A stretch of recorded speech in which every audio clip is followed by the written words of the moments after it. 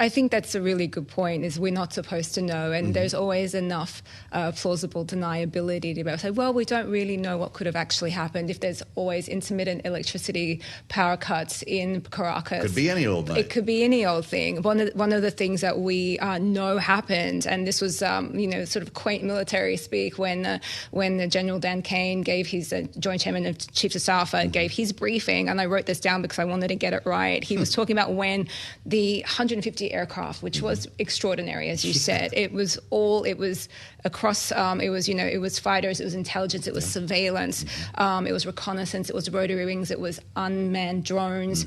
And this line, I'm just going to read it to you because I don't want to get it wrong. He said, as they approached Venezuelan shores, the United States began layering different effects provided by Spacecom, Cybercom, and other agencies to create a pathway overhead. Yeah. So there's been a lot of chatter about the failure of the Chinese anti-aircraft systems that Caracas has around the capital, and that a lot of these planes were actually there to jam all kinds of signals. So I think it's very clear that the electronic warfare aspect was very present and very active in this, in this operation. Should the president not have said what he did?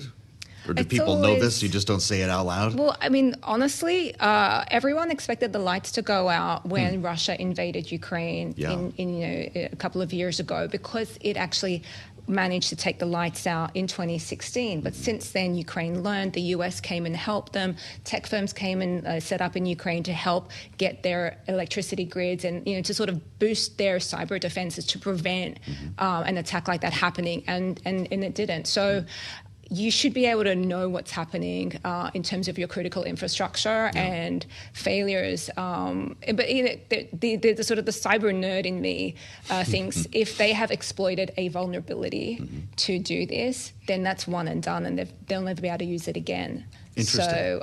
So they'll have to. Maybe they have a whole sort of stash of them. But right. We'll but once you show happens. your hand on this, you need to find a new way around it. Is this possibly what the CIA operation that the president said was actually confirmed was underway on the ground might have been about, or is this something that happens in real time when we go into attack? So we've all been trying to figure out what happened, and it's very clear that this is months in the planning, right? So the CIA was there for months beforehand, and as General Kane said, they got so much incredible, valuable intelligence. They knew where Maduro was. They knew what he was wearing, what he was eating, what kind of pets he had, right? So the granularity of the detail here is really, really interesting. While they're doing that, the military is doing their thing. The Delta Force guys are doing their thing. They're practicing on mock-ups. Like, during, like, for example, the Abbottabad raid, when they went into Pakistan to do the Osama bin Laden raid, they were practicing on a mock-up village compound sort of thing. And they were doing exactly the same thing here. So they have playbooks that they follow and a lot of different processes that come into bear. And then, as General Kane said, it was the sort of the symmetry and the way he said if one part failed, it was all going to fail, and we couldn't afford to fail. Well, and now we learned that one part almost failed. The lead helicopter was shot, and the pilot was hit 3 times in the leg.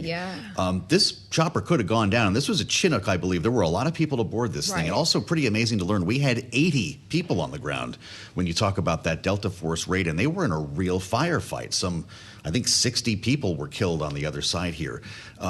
What do we know about that helicopter? How close did it come to being disaster? And do we know about the pilot, what condition he's in? My understanding from the reporting that we've seen from the New York Times is that the pilot was shot 3 times and was wounded, but he and another service member were also treated in the hospital. But like you said, I mean, not only did he manage to land the aircraft, get everyone off, he also managed to get it back into the air and fly it away, which did not happen in Abbottabad. We had a down chopper which they had to destroy to not be able to not sort of betray any intelligence capabilities when they did that. So this was incredible on so many levels, and it really, really tells you the detail of planning and preparation that went into this, because it was, you're going into a compound, you're going to meet a hostile force. This isn't, and then to have like the president and his wife just give up and go into custody. I think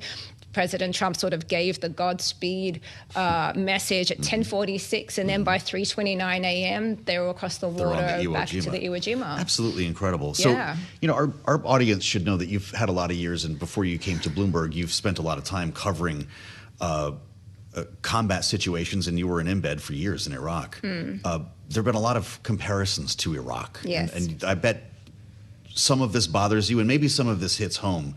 But politically speaking, when you consider the de-Baathification of Iraq, or this would be the de-Chavistization of Venezuela, or whatever we're going to call it, what do you make of the decision to leave the rest of the regime in place, and what might need to happen next? I think here's military operations are, if they're successful and they're fast and they're quick, I think that tells you a lot about the sort of the political landscape of the place that you have gone into. If there's no resistance, right? If the local forces, law enforcement, fall apart, it's because they don't really have buy-in with the regime. We've seen very short, successful military incursions. That's the easy part. I mean, it's not, but that's the easy part. Governing is hard, right? And if you've left all of the elements in place, we're already seeing, protests. We're seeing a heavy military presence inside Venezuela. We're seeing reports of security being beefed up, people being held and detained and questioned over their, support of what happened. The thing that I have a lot of questions about is when the administration says we're going to be running Venezuela for years. So one really important point is there's 3 years left of this administration. So what does that mean? Is that going to be something that the administration that comes after is going to be prepared to do? And we've seen Donald Trump himself say that, the Iraq war was dumb and we need to get out of Afghanistan. So whoever comes in after could be saying, I don't want to have anything to do with Venezuela. I'm anti-expansionist and we have to wrap this up. I think that there's definitely not enough detail about what comes next. We're hearing a 3-phase plan. We're hearing there's a lot of confidence. But if you've left the regime in charge and you expect free and fair elections, I don't think that those two things really go together. All the while, in our remaining moment, Maria Machado remains in hiding, right? Right.